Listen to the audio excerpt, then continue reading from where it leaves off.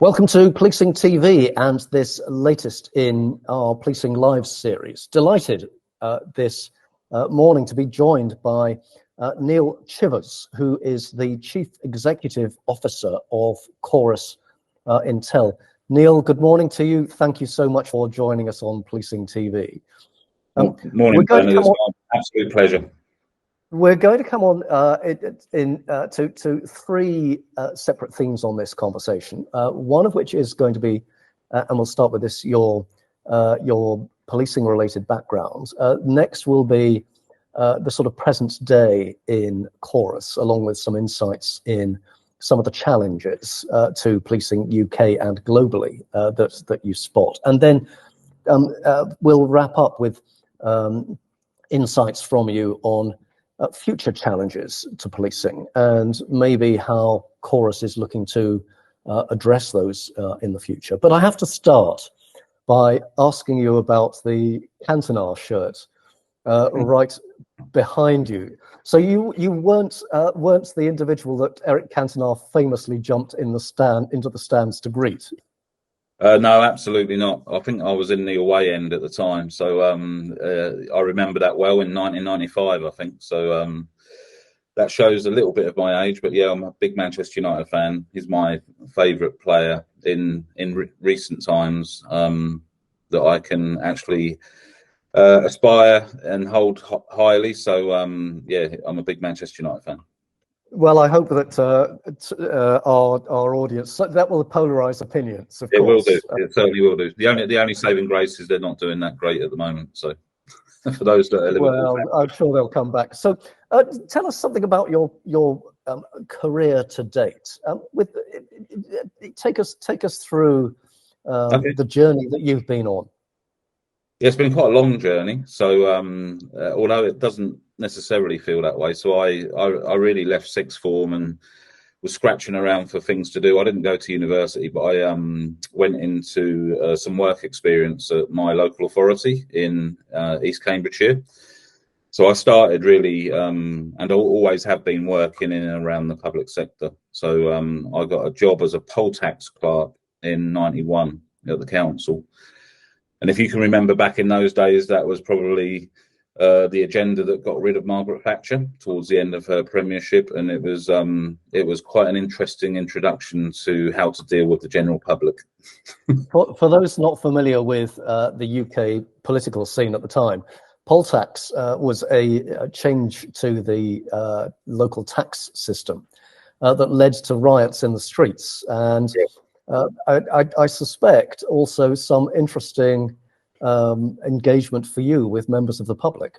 Absolutely, yeah. So I think that was my first exposure to UK policing. So our desk was obviously in a council building. We didn't really have any riots because I was brought up in sleepy Cambridgeshire, but basically, you know, people completely becoming deranged around having to pay poll tax where they haven't had to pay poll tax before, just, you know, being ultra aggressive and so forth. So quite regularly marching people that were getting too aggressive over to the police station, which was about 50 yards away from the council building. So I'd like to believe that I'm actually taking customers to the police, even back in 1991, right? So all good. So your first introduction to policing, and moving on from your experience at the local authority, you then fairly readily, I think, you moved into ICT roles.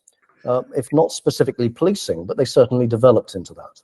Correct. Yeah. So I sort of left the public sector as a local authority employee in 2004, having really got to as far as I was ever going to get to in that particular industry, and I've been exposed towards the latter part of that career path as a customer of IT vendors. Because obviously the more senior you get, the more sort of transformation programs that you run, and obviously that's underpinned by software. So I was a consumer of the likes of Capita and Northgate and all of these sorts of companies way back in the day. And then I basically left in 2004 to work with a startup to produce some performance management software into, again, the local authority arena, but mainly in the Department for Work and Pensions. And that really got me into, how to run a program of work from a supplier's perspective, and also how to basically develop software and push, obviously, the commercial aspects of that into a wide set of stakeholders. So really, it took 10 years still operating in and around that industry before I tripped up into supplying software to the police, which was in 2014. So one of the things about working with and in police is it's the sort of occupation, I'm talking from personal experience here, that once you get involved, it's almost addictive. Yep. But certainly in my experience, you sort of you cut your teeth and you start to learn something of the acronyms, and no doubt moving from the UK to the US, as you have recently done, and we'll come on to that, you've got a whole heap of new acronyms to learn. But once you're in it, so what was your first taste then of working as a supplier to policing? Yeah, the first taste, again, sort of east of England based, really. So I was the account director for the Athena program, which basically at that particular point in time was a brand new records management system, one platform supporting 7 forces in the east, so Beds, Cams, Herts, Essex and Kent, Norfolk and Suffolk. That's obviously latterly expanded to Warwickshire and West Mercia.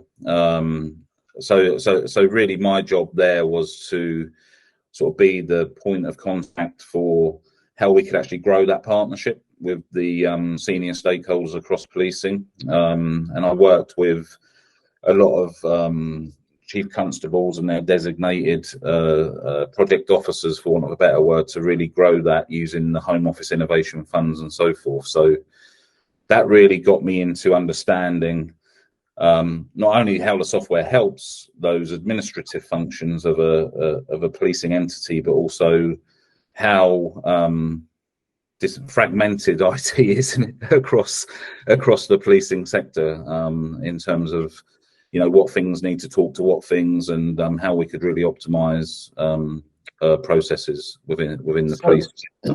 So again, for those not familiar with UK policing, there are approximately 50 different policing agencies of that order. You've also got other interested parties ranging from Home Office to Crown Prosecution Service to courts, victim services, and a long list beyond probation services and the like. So that sounds that was quite a baptism of fire to come to terms with all that. Absolutely. I think that sort of spawned off. I didn't necessarily have a pure sales background, so what really helped me was, I'd run big programs of work. I'd obviously run local authority services. Back in 2014, PCCs were starting to bare their teeth in the most positive way, obviously. So police and crime commissioners, replacement for the previous governance system, which was largely police authorities. Yeah. So they were almost becoming like local authority-esque with that local political dimension. So I think all of that background really helped me navigate the halls of power, right? In terms of I'm not just a shiny suited sales guy.